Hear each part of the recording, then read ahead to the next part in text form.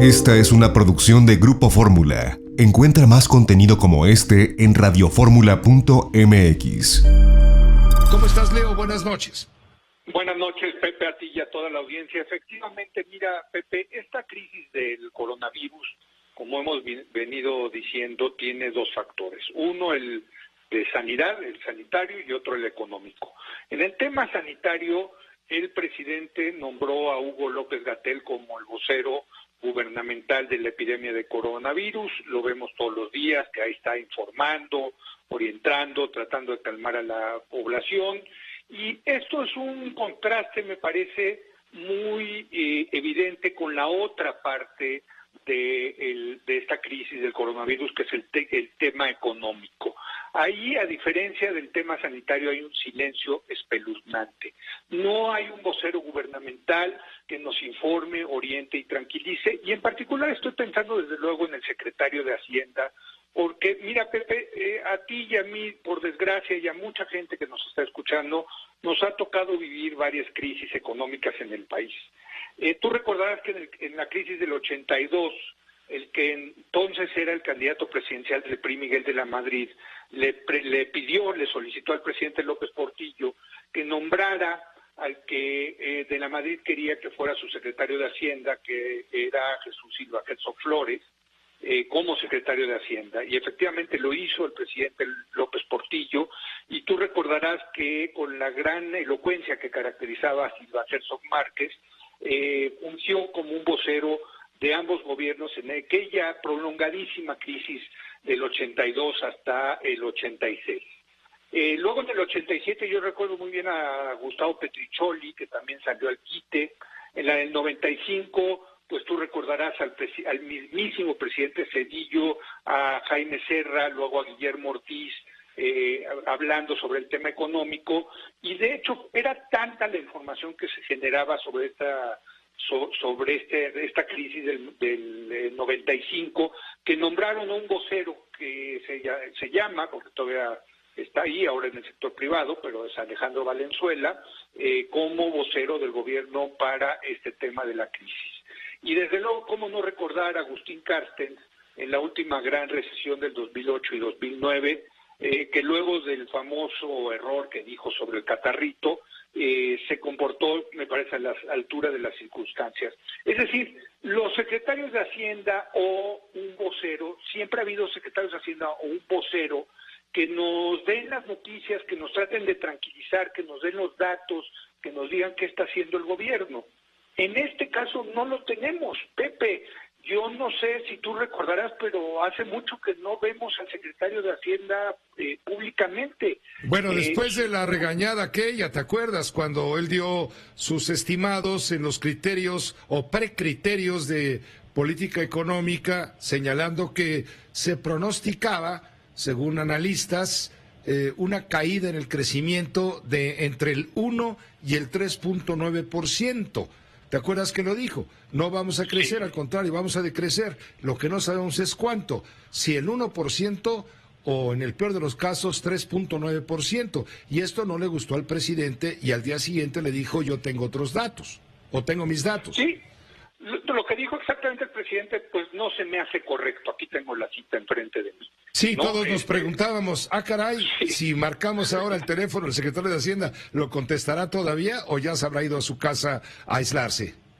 Pues es que efectivamente nadie ha podido ver al secretario de Hacienda desde hace ya unos cuantos días, porque pues el presidente ha menospreciado la labor de Arturo Herrera y me parece que de su equipo. En este sentido, pues no tenemos un vocero, que el natural sería el secretario de Hacienda, pero tampoco he visto últimamente ni al jefe de la oficina de la presidencia, a Alfonso Romo, que también supuestamente tiene a su cargo un plan para fomentar la inversión en México, ni a la secretaria de Economía, Graciela Márquez. Es decir, están, por lo menos en la parte económica, Pepe, están desaparecidos los funcionarios del gabinete. Insisto, a lo mejor están trabajando, y espero que estén trabajando, y supongo que están trabajando, porque en el caso del secretario de Hacienda, pues tiene que completamente rehacer el presupuesto de este año 2020, porque cambió radicalmente las circunstancias económicas del mundo y de México. Está bien que no quieran salir, pero que nombren a un vocero, hombre, al estilo del vocero que tenemos en el tema de salud, que es un subsecretario, que es Hugo López-Gatell.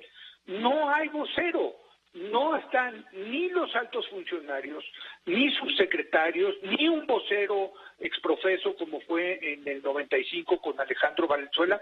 No tenemos a nadie.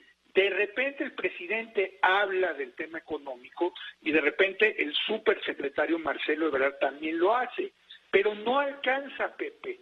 Y yo creo que a la par de tener un vocero en la parte de salud, tenemos que tener un vocero en la parte económica que haga lo mismo, es decir, dar información, orientar a la opinión pública, tranquilizar a la opinión pública, y mientras no lo haga, pues me parece que todos los que estamos preocupados por la economía, y me incluyo, pues nos alarmamos más, porque lo que nos están diciendo los expertos, Pepe, es que esta crisis económica podría ser peor que todas las que nos han tocado vivir, o peor, la peor crisis de todas desde la Gran Depresión de los años 30. Y no aparece el secretario de Hacienda, Pepe. La pregunta es, ¿por qué? Aquí el problema grave, independientemente de la razón que él pudiera dar en caso de que aceptara hacerlo, aquí el gran problema es que estamos en un camino bifurcado ya, tan grave uno como otro. ¿A qué me refiero? Estamos en la crisis sanitaria que alarma porque implica la muerte de por medio, el contagio de seres queridos, en fin, imagínate los abuelos, el riesgo que están corriendo, la gente de la tercera edad, de acuerdo, gravísimo. Pero después de que el virus pase, porque va a tener que pasar cuando sea, ayer decía López-Gatell, en algunas entrevistas decía probablemente para septiembre u octubre esté ya otra vez recuperándose el camino. ¿Septiembre u octubre? Cuando Así dice es. que la parte crítica va a ocurrir en mayo. Olvídate, en junio. Olvídate el 10 de mayo, que ya esto se va a destensar. No, estamos hablando de que la cumbre culminante, pues, de la curva todavía seguirá en ascenso hasta el mes de junio.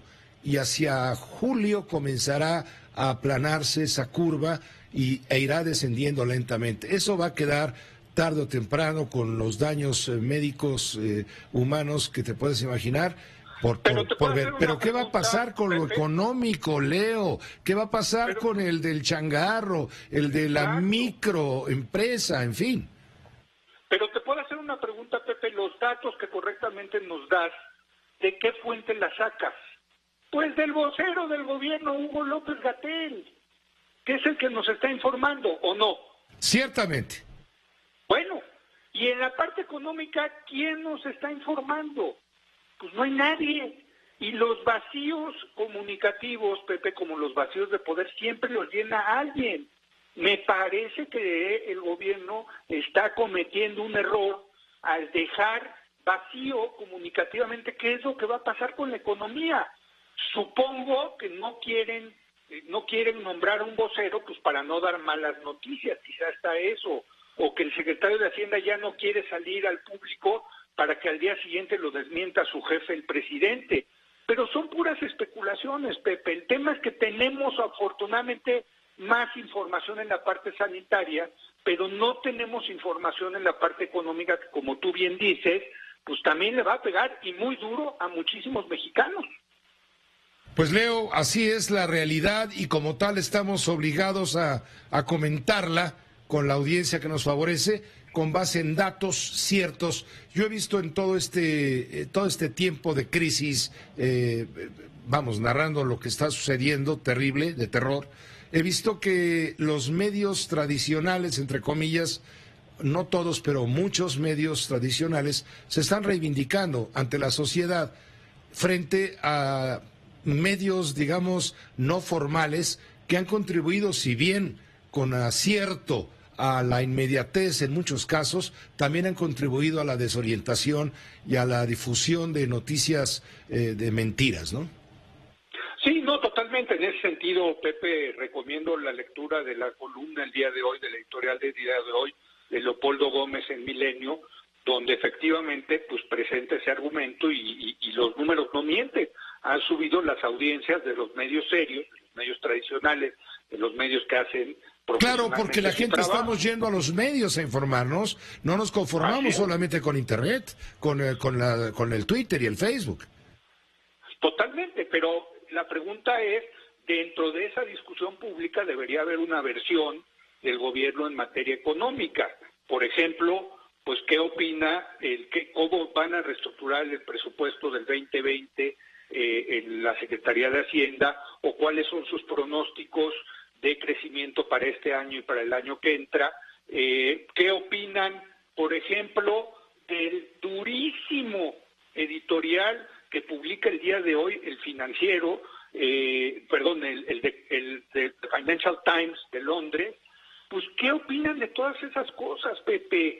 Hay un silencio total que lo trata de llenar el presidente con un discurso muy optimista, pero no alcanza, Pepe. Yo insisto, lo que contrasta de manera muy prístina este problema es que tienes a Hugo López-Gatell todos los días informándonos y orientándonos en el tema de salud, y no tienes a nadie informándonos y orientándonos en el tema económico. Es un contraste espeluznante, yo te diría. No, y no olvides también, y no me quiero extender demasiado, pero no olvides también que en todo este clima, en este contexto, hay una enorme, profunda radicalización de la sociedad. ¿Por qué? Porque están en contraste las grandes realidades. La realidad, una realidad que es la de los que no están en este momento en la miseria, y una triste y cruel realidad que son los pobres de los más pobres. Están contrastadas las realidades en este momento, están confrontadas.